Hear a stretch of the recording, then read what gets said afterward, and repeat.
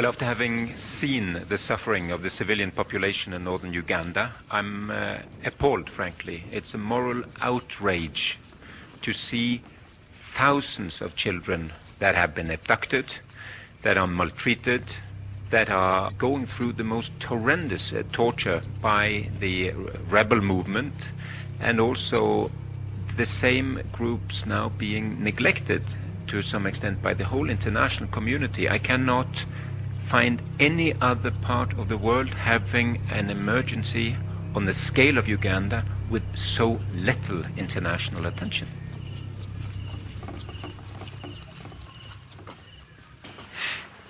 And it's JSONRUSSELL. Have I ever traveled before? Yeah, I have. I've traveled to Africa once before, to Kenya. Nairobi, Kenya. Bobby? It's blinking. I don't think there's any tape left.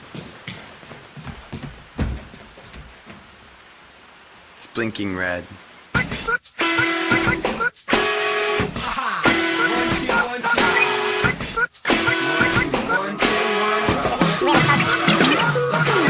Laren Poole, interview number 1. Bobby Bailey.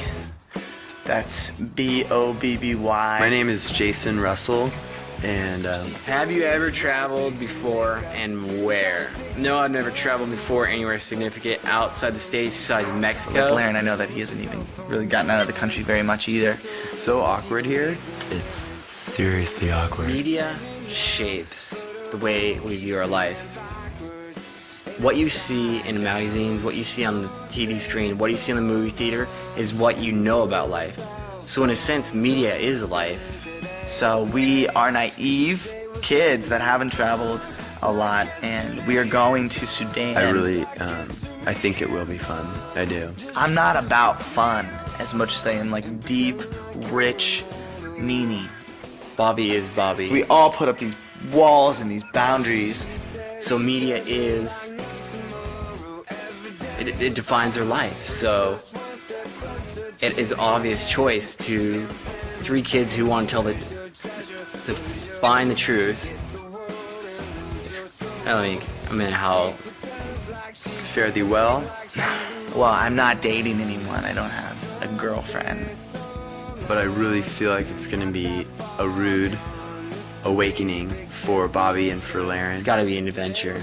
In the spring of 2003, I went to Africa with my friend Laren and my friend Bobby. Bobby, it's so bright. Are you scared? What the hell is going on? Why so bright, you guys? Seriously. Jeez. We didn't go with any organization, and we didn't have money, so we sent out these letters asking for support. We proceeded to buy our cameras and equipment off of eBay, got many shots, and then we set up our camera, thinking that if we didn't make it back from Sudan alive, this is how we'd be remembered. We never thought anyone would actually see the footage. Do I think I'll die? Do you think I will die? Do I think I will die? Hopefully that we won't die, but hopefully we will. What am I most afraid of? I'm afraid of dying. I'm afraid of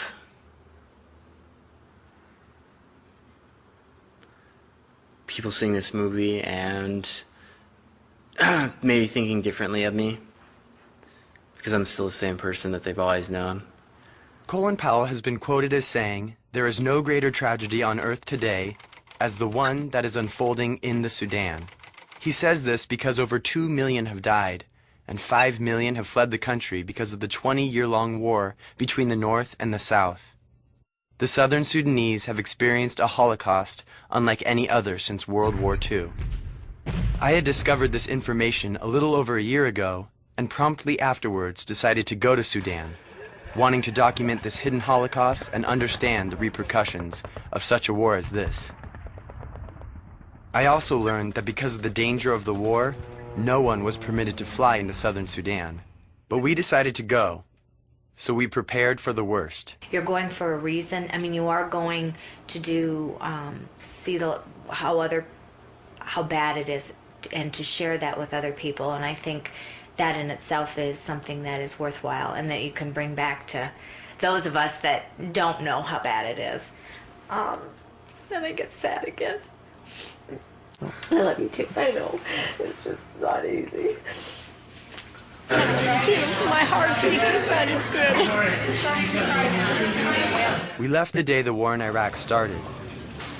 President Bush told us not to travel, to disarm the Iraqi regime. but we got on the plane anyway.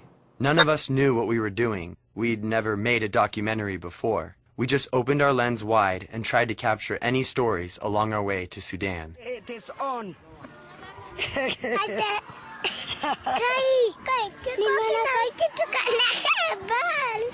Umeona kitu kana kabol? Kako wapi? Oh!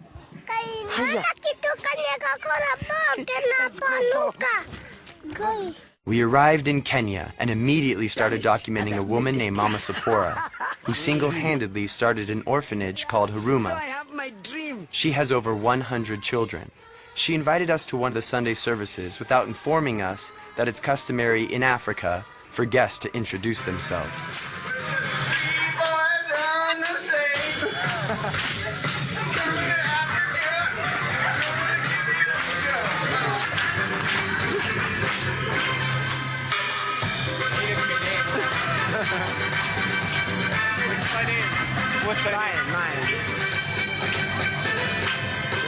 Is this thing working?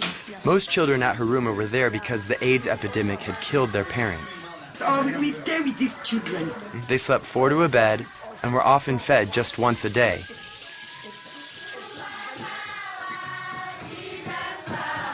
But when they danced, they really danced.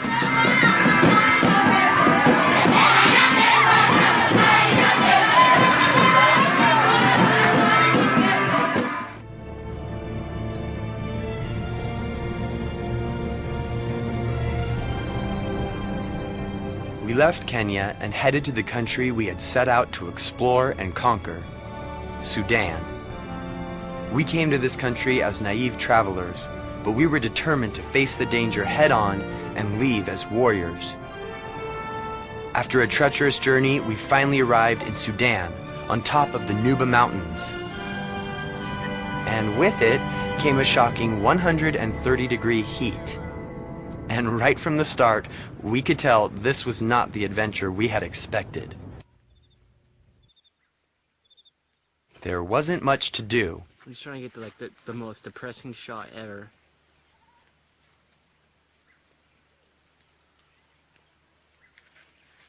So we blew up a termite hill. I know what they got coming.